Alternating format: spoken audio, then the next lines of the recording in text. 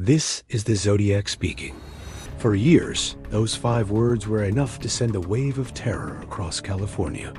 They were the signature of a serial killer who didn't just murder his victims. He taunted the police and the public who were desperately trying to catch him. He sent letters to the biggest newspapers, revealing details of his crimes that only the killer could know. With them, he sent complex, cryptic ciphers, promising that if police could crack the code, it would reveal his identity. The mystery of the Zodiac killer isn't just who he was, but how he managed to terrify an entire generation, and then, like a ghost, simply vanish. Good evening, and welcome to Voices of Innocent. The case we are examining tonight is more than just a series of unsolved crimes. It is the story of a shadow that haunted a generation and left behind a puzzle that remains unsolved to this day. Join us as we piece together the verified facts of the Zodiac killer's terrifying reign and the desperate search for the man behind the infamous cross-circle symbol.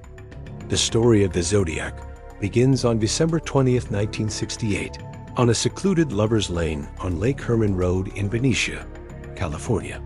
High school students Betty Lou Jensen and David Faraday were parked in a gravel turnout when another car pulled up beside them. They were both shot and killed in what police initially thought was a random, senseless act of violence. For 7 months, the case went cold. Then on July 4th, 1969, in another Lover's Lane area at Blue Rock Springs Park, just a few miles away, another couple, Darlene Ferrin and Michael Mago, were sitting in their parked car when a man approached with a flashlight and a handgun. He fired multiple shots into the car, killing Darlene and severely injuring Michael, who survived to give a description of the attacker.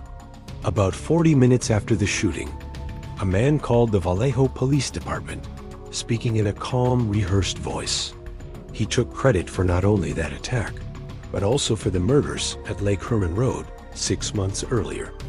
A killer had just given himself a name. On August 1st, 1969, the game began.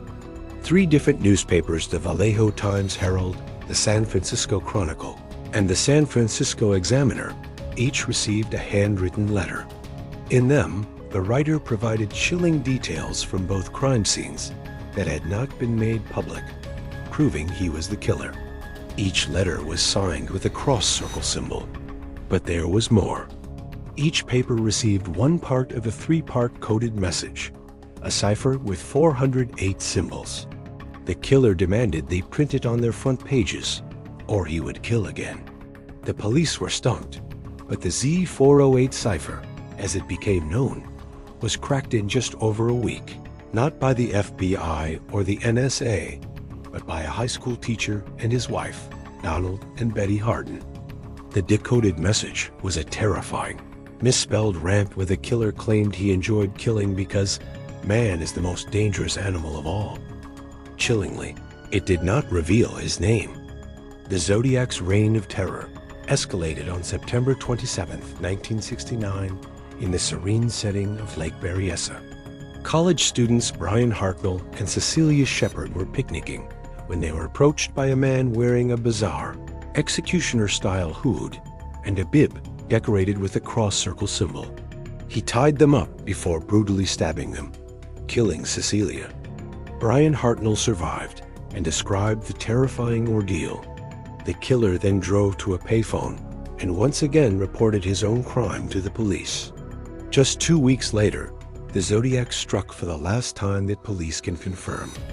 This time, in the heart of San Francisco, he shot and killed a cab driver named Paul Stein. In a shocking display of arrogance, after killing Stein, the Zodiac was seen by witnesses calmly wiping down the cab. Police officers even stopped and spoke to a man walking away from the scene, but believing they were looking for a black suspect based on a faulty dispatch report, they let the white man go. It was a mistake that may have let the Zodiac killer walk free forever.